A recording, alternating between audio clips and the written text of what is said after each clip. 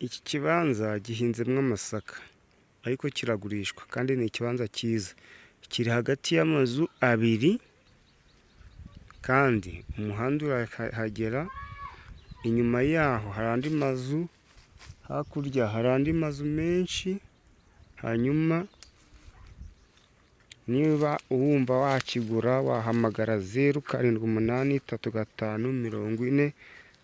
0783504635 tukumvikana ku mafaranga. Si kure y'umuhanda, hari ibikorwa by'amajyambere byari umuntu aba akeneye, hari iby'ibanze umuntu aba akeneye utavuga ngo wajya gushaka kure. Amazi, umuriro urahari, ishuri riri hafi, ivuriro riri hafi, byose turabiteganya. Ni hafi ya kaburimbo nk'uko nabivuze. Urumva wakigura iki kibanza rwose kitaguhenze, kandi iyi ni inzira igera mu rugo, irangana na metero n'igice. Tubonye umwanya twayiharura, irangana na metero n'igice.